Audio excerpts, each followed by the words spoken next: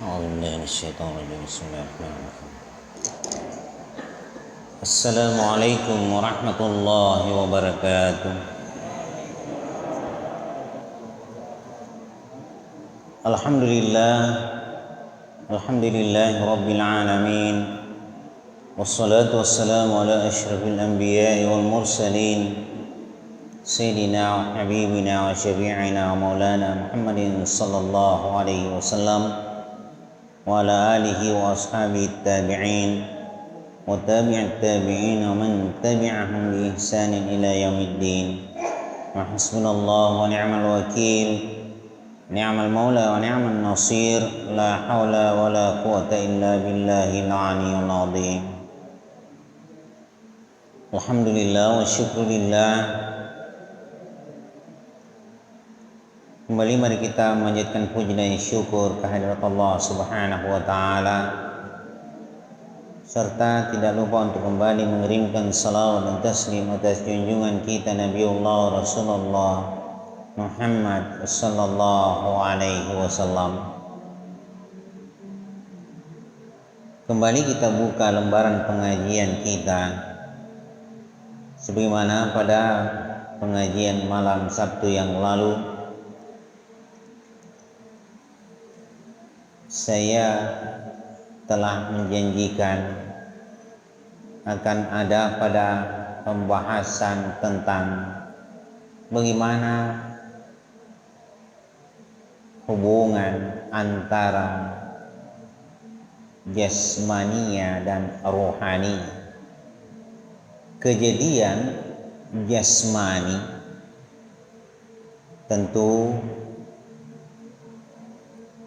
jemaah sekalian sudah sama memahami ataupun mengetahui. Yang lalu juga saya sudah menyinggung, yaitu atas dasar firman Allah Subhanahu wa taala yang ada di surah As-Sajdah. Allah mengatakan, alladzi ahsana kulla syai'in khalaqahu wa bada'a khalqal insani min tin thumma sawwahu wa nafakha fihi min ruhihi wa ja'ala lakumus sam'a wal absara wal af'idata qalilan ma tashkurun.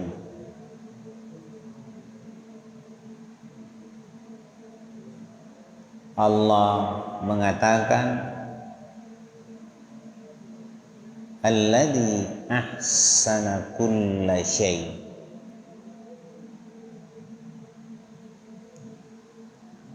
Jadi Allah menunjuk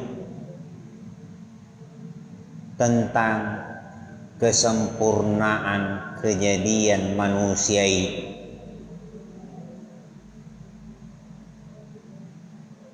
Identik dengan apa yang Allah firmankan, laqad khalaqnal insana di surah At-Tin,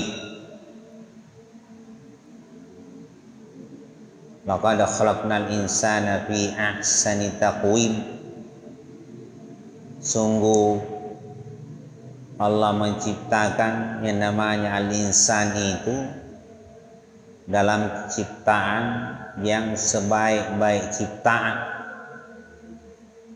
dalam arti sempurna. Wa bada'a khalqal insani min tin. Jadi asal mulanya ialah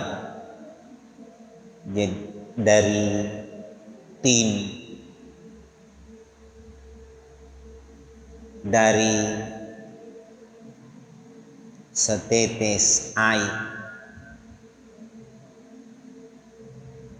Walaqad khalaqnal insana min sulalatin min ma'in mahin.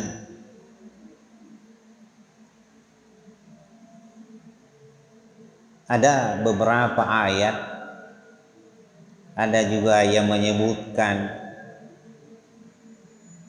khalaqa adama min turab. dari tanah. Di surah Al-A'la juga Allah mengatakan bahwa manusia itu dari darah. Di ayat selanjutnya di surah As-Sajdah tadi Allah mengatakan asal kejadian, lalu kemudian lebih sempurnanya keterangan yang kita dapatkan ialah yang ada di surah Al-Mu'minun.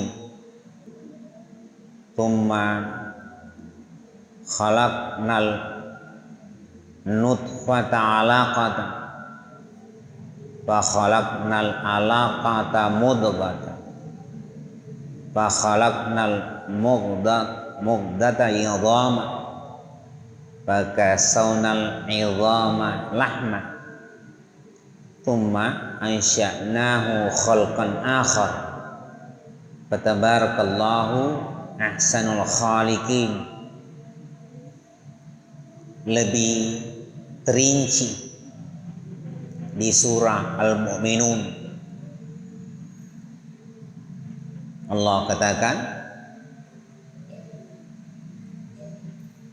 manusia itu diciptakan dari setetes air, mima'in mahin. Kemudian setetes air itulah yang disebut dengan nutfah. Allah dengan kekuasaannya menjadikannya segumpal darah.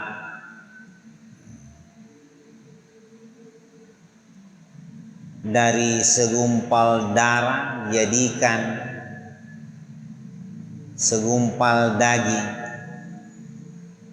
Segumpal daging kemudian Allah merubahnya menjadi tulang, lalu dibungkusnya kembali dengan daging. Tsumma ansha'nahu khalqan akhar, lalu kemudian Allah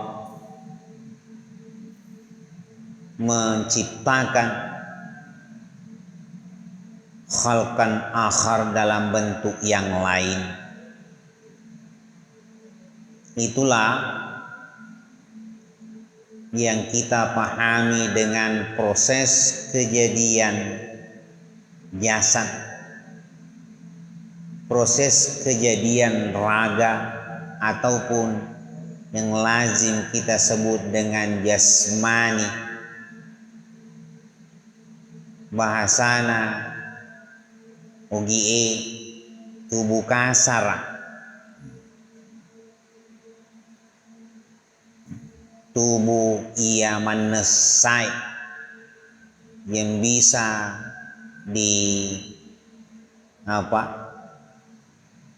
yang bisa terlihat oleh pandangan mata kepala kita. Jasmani. Lalu tadi di surah As-Sajdah Allah mengatakan, jadi setelah sempurna jasmania itu dalam prosesnya yang saya katakan fi batni ummi, di dalam perut seorang ibu, setelah bertemunya dua sel, jadi Allah menciptakan, tsumma ansha'nahu khalqan akhar, Allah menjadikannya, menciptakannya dalam bentuk yang lain. Di mana yang disebut bentuk yang lain? Karena jasmani, raga ataupun tubuh yang kasar ini tidak bisa bergerak, tidak bisa berbuat apa-apa. Lalu Allah memerintahkan kepada malaikat dalam hal ini ialah atas perintah Allah, tentu kehendak Allah untuk meniupkan ruh ke dalam umma sawwahu wa nafakha fihi min ruhihi, ditiupkan ke dalamnya yang namanya ruh. Jadi kalau kita melihat atau mencermati kejadian ataupun proses penciptaan Allah pada al-insan, pada manusia itu hanya ada dua. Setelah dijadikan jasmaninya, ditiupkan ke dalamnya ruh, maka tersebutlah jasmani ruhani. Jasmani yang berisikan rohani, karena Allah meniupkan ke dalam jasmani ibarat tempat, ibarat rumah ataupun kendaraan bagi ruh yang akan diperjalankan oleh Allah melewati alamud dunia.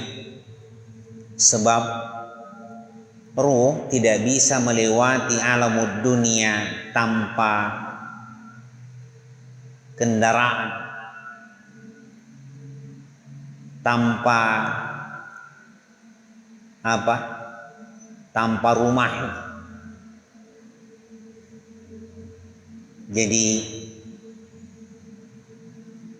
tentu kita sudah memahami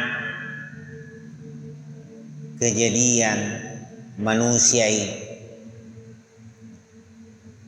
dalam tahapan-tahapan kejadiannya. Allah memberi tenggang waktu 40 hari, 40 hari, 40 hari. Dari pertemuan dua sel, 40 hari menjadi darah, 40 hari menjadi daging, 40 hari menjadi tulang, 40 hari diterbungkus kembali dengan tulang, seterusnya dalam kelipatan 40 hari. Nah, setelah itu wa ja'ala lakumus sam'a, Allah menjadikan pendengaran bagi ciptaan manusia itu semasih di dalam kandungan seorang ibu. Pendengaran itu sudah ada. Menurut penelitian medis, umur janin di dalam perut seorang ibu 26 minggu orang sudah bisa mendengar noleni maring kalinga. Karena itu Rasulullah mengajarkan kepada kita umatnya agar anak yang ada di dalam kandungan seorang ibu hendaklah diperdengarkan dengan kalimat-kalimat yang baik, kalimat-kalimat tauhid, bacaan-bacaan Quran. Jangan diperdengarkan dengan kalimat-kalimat pertengkaran antara bapak dan ibu. Jangan diperdengarkan hal-hal yang kurang baik. Mengapa demikian? Karena anak yang usia 26 minggu, mulai dari 26 minggu di dalam perut seorang ibu sudah bisa mendengar. Karena memang Allah mendahulukan pendengaran itu. Wa ja'ala lakumus sam'a. Yang pertama Allah sebut as-sam'a, pendengar. Lalu kemudian selanjutnya Allah melengkapi dengan memberinya absar, jamak dari al-basar, basir, absar. Jadi seorang anak di dalam perut seorang ibu sudah memiliki pandangan, tapi masih sebatas pandangan batin, pandangan akhirat. Nanti setelah lahir berusia 40 hari, dalam kelipatan 40 hari barulah pandangan mata di kepala, pandangan mata kenyataan, pandangan mata kasar itu bisa melihat. Kadang kita heran, sebelum bayi dalam usia 40 hari kita letakkan telapak tangan di atas matanya, matanya tidak berkedip, tidak bergoyang mengikuti tangan kita. Kenapa? Karena memang pandangan mata kasarnya, pandangan kenyataannya belum. Itu yang disebut dengan basar. Yang ada ialah basira, itu yang berkembang duluan, bahkan masih di dalam kandungan ibu. Sudah ada itu yang namanya basira, pandangan batin. Karena itu kadang kita melihat ada bayi seakan dia bercengkrama, kadang dia tersenyum. Tersenyum dengan siapa? Karena ya menurut ulama kita bahwa bayi itu sedang bersenda gurau dengan malaikat. Samana agak sifat cule-cule, sama lebih engkai hadir. Jadi jelas yang kita tahu di sini, karena yang namanya as-sam'a, al-absara, al-af'idah yang ketiga, sebutan hati yang lebih dalam dari sebutan qalbun, fuadun, af'idah jamaknya. Jadi setelah pendengaran, penglihatan, ada hati yang siap untuk berkembang. Jadi yang namanya kenal secara batin sesungguhnya pada anak bayi itu sudah ada.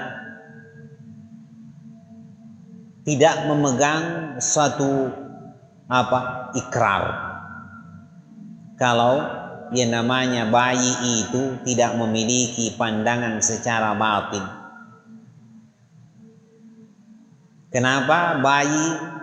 Setiap bayi yang keluar, yang terlahir dari perut seorang ibu, tangannya selalu dikepalkan, Itu karena ada ikrar yang dipegang. Dulu sudah pernah saya sampaikan tentang kejadian yang namanya ruh. Lalu bagaimana ruh itu di suatu upacara ataupun apel yang besar di alam ruh, Allah bertanya, alastu bi rabbikum, kepada semua ruh yang ada di alam ruh pada saat itu. Dikatakan apel terbuka, upacara terbuka ini. Wa id akhadha rabbuka min bani adama dzurriyyatahum min dhuhurihim dzurriyyatahum alastu bi rabbikum. Itu kata Allah, ingatlah ketika Tuhanmu mengeluarkan anak cucu Adam.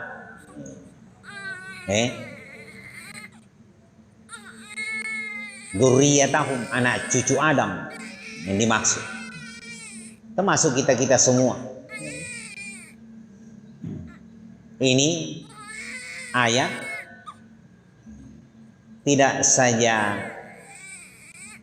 merujuk untuk kejadian yang ada di alam ruh, tetapi juga ketika yang namanya seseorang siap untuk lahir keluar di dunia ini, menghirup udara dunia, Allah kembali memperkenalkan dirinya. Dulu pernah saya sampaikan hadis qudsi di mana Allah meminta kepada al-malaikatul muwakkilin untuk menyampaikan yang namanya khutbah pertama yang diterima, atau khutbah yang kedua yang diterima setelah di alam ruh. Tapi khutbah pertama dalam sebutan al-insan setelah bersatunya yang namanya ruh dan jasad. Disitulah Allah memperkenalkan diri. Anar Rahman, Anallah, Anar Rahman, Anar Rahim, Anar Rahim, Khalaqtur Rahimah,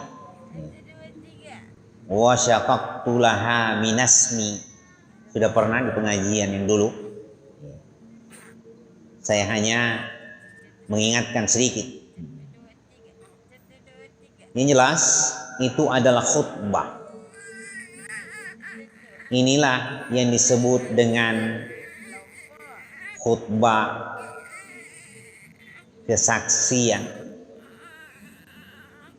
mapisakbi si puasengi pancejinna buang nawarekeng si puasengi janci nati lesu rilin.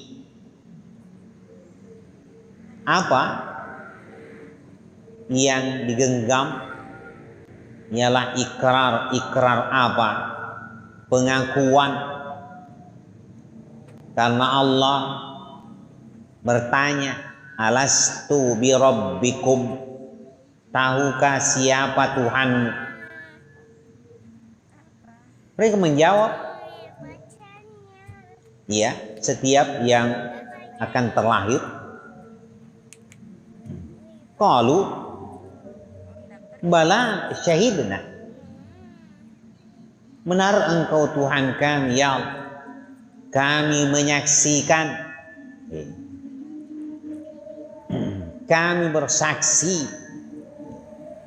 Jadi bukankah itu lebih awal yang namanya pandangan segi batini? Karenanya dulu juga saya pernah katakan, hal yang paling sulit ketika kita sudah jadi orang tua, dewasa, kemudian menjadi orang tua, ingin kembali jadi bayi, melok li si peman posipai si pa anak loloy, yena dikuata, nangkare narampe tuan ditata makada, ye kumelo kololongan isi puasangi apa cingan na niya acakar, posipa ni si pa na anak loloy, nasaba anak loloy, yang manasama kada digado sana mapaci. Tumalabing kay hadir. Nasaba apa cingan na matang makoniro tumalabing kay hadir. Jadi kita sudah paham kepalang yang ada di tangan itu adalah ikrar, pengakuan. Tanpa melihat agama apa menjadi pegangannya, semua yang terlahir. Karena itu Rasul mengatakan anak yang masih di bawah usia balik dia kena dosa, dia mana balik masih dalam lingkaran kesucian, belum ditulis baginya yang namanya perbuatan dosa macakak mupa. Lebih pasia ya kuria sengana lolo manasanya cakaran, karena perbuatan apa yang terlihat pada yang namanya seorang bayi. Hadirin hadirat yang saya muliakan, jadi kita paham di sini bahwa sepintas hanya ada dua, jasmani, rohani. Nah sebab makumiro angkai lolong iram nih ya. Ayat-ayat Allah di banyak ayat nerampi buangin tidak sekedar yang namanya kejadian jasad, dan tidak sekedar yang namanya pasal ruh.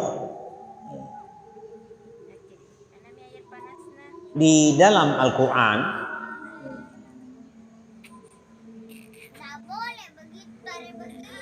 al-kalimah nafsun,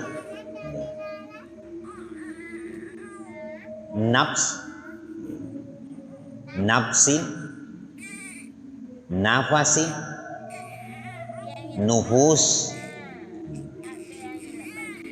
ada kita temukan di dalam Al-Quran. Bahkan dalam banyak kaitan dengan persoalan hidup dan kematian selalu disebutkan nafsin. Ya, jadi nafsin itu berarti kejiwaan, jiwa. Orang sering menyebut atma.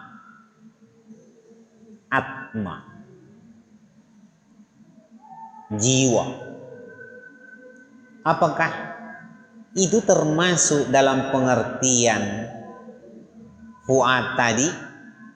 Apakah itu termasuk dalam pengertian qalbun? Di dalam Quran tersendiri-sendiri fuad afidah ada ayat yang menyinggung, terlebih yang namanya qalbun, qulub, banyak ayat yang menerangkan. Tapi nafasi, nafsun bisa berarti nafsu, bisa berarti jiwa ataupun atma, bisa berarti nafas. Kalau nafasi dia berarti napas. bisa berarti menunjuk pada diri.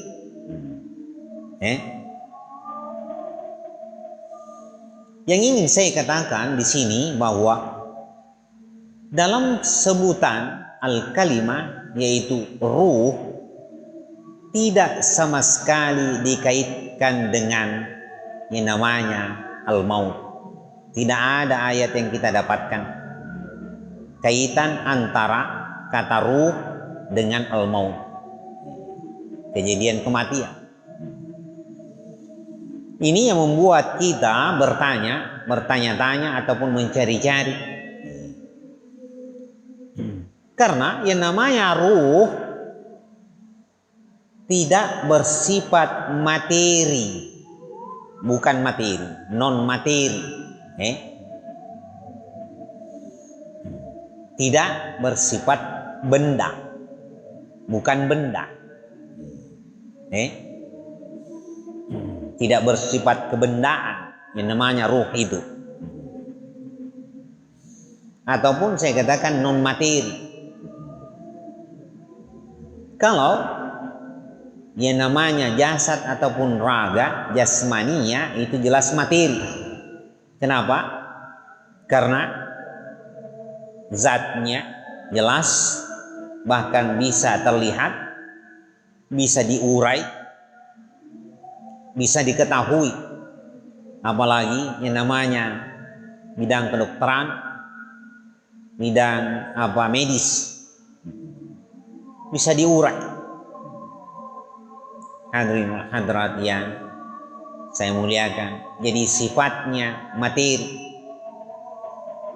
Hingga yang namanya jiwa itu pun masih bersifat materi, masih bersifat cenderung pada kebendaan. Karena kalau pendapat ilmu kedokteran yang dia maksud jiwa ialah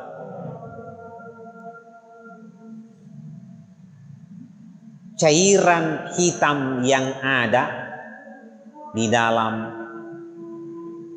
jantung, di mana jantung itu adalah pemompa darah yang memompa, mensuplai melalui urat, melalui saraf ke seluruh tubuh, termasuk memompa naik ke kepala, ke bagian otak. Nah, bisa kita lihat bagaimana bentuk jantung itu seperti jantung pisang, pada dokei.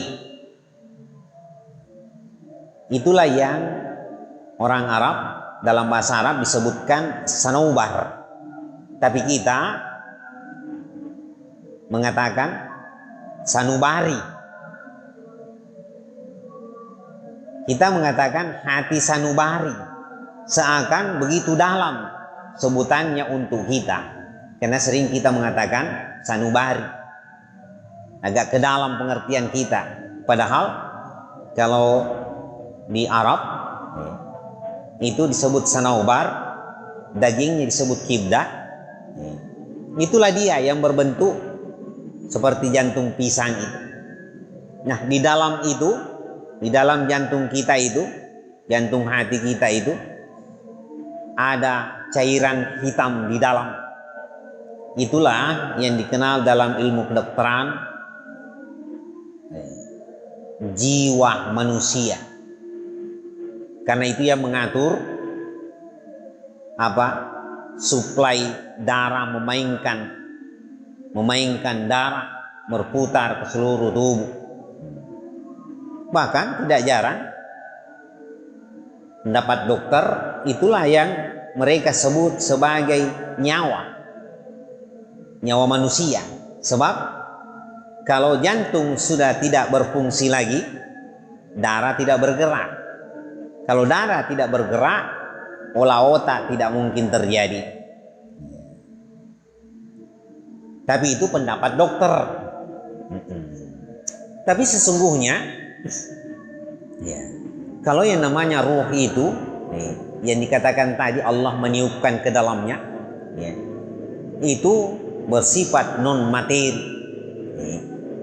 Kalau yang disebutkan oleh dokter itu yang ada di dalam jantung masih bersifat kebendaan, karena bisa diurai, bisa diamati, bisa dilihat dengan pandangan mata kasar.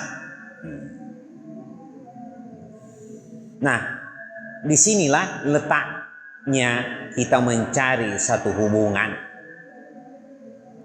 Di manakah letaknya yang namanya hubungan antara ruhani dan jasmani? Sebab tentu kita lepas dari pendapat dokter tadi. Menurut Imam Ghazali, dari semua sebutan yang ada,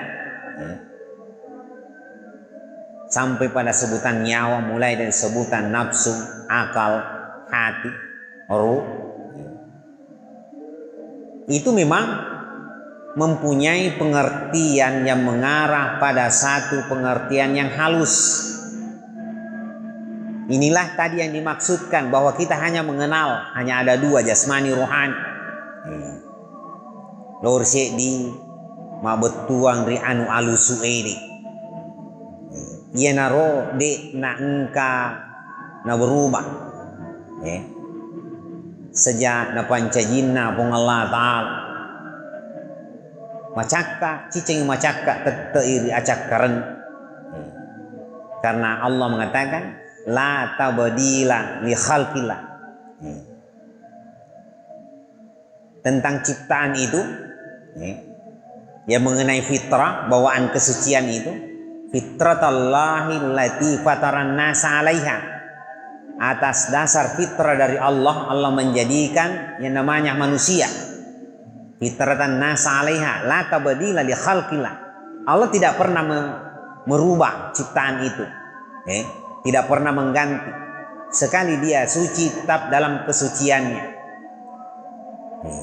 Lalu kita katakan, kalau begitu, yang mana yang melakukan yang namanya perbuatan dosa? Yang mana yang berbuat kejahatan? Kalau yang namanya jasmani kan jelas digerakkan. Mana yang menggerakkan? Inilah dia yang saya katakan.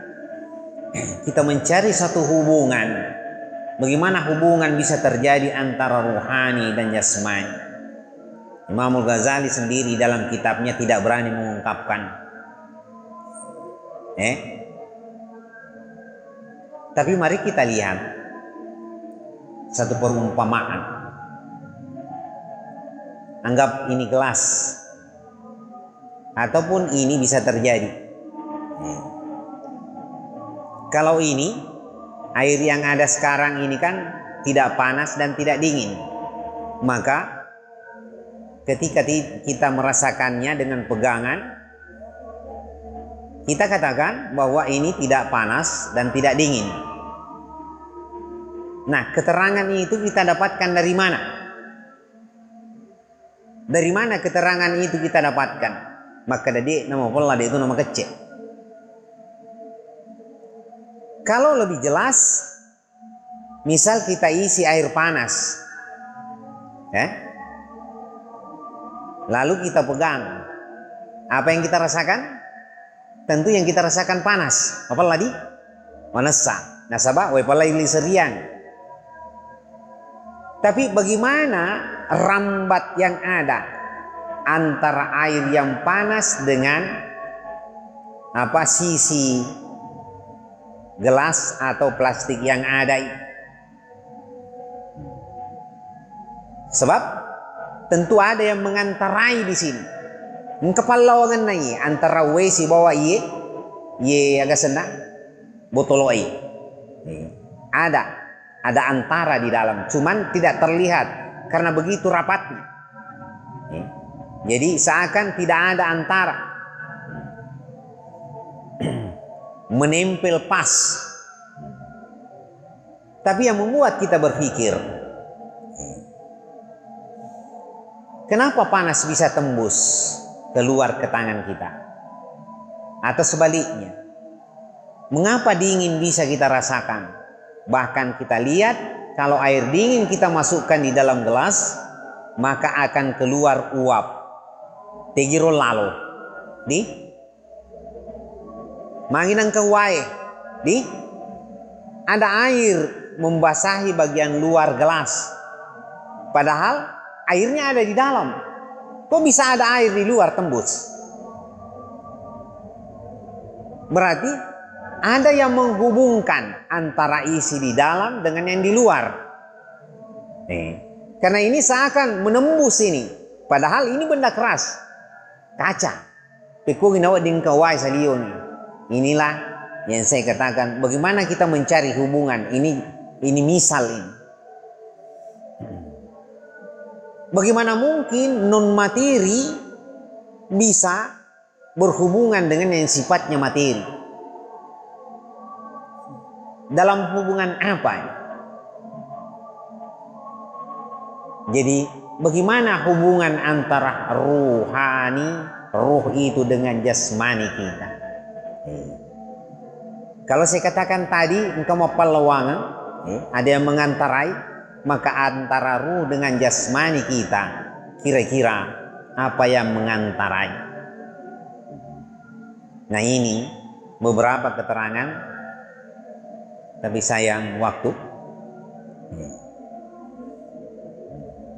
Ada apa di kota?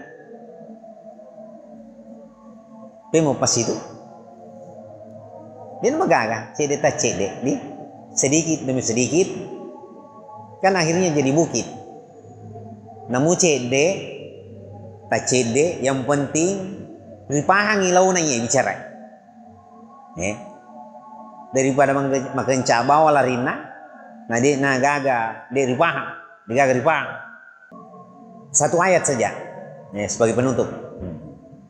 Misalkan Allah Subhanahu wa Ta'ala mengatakan,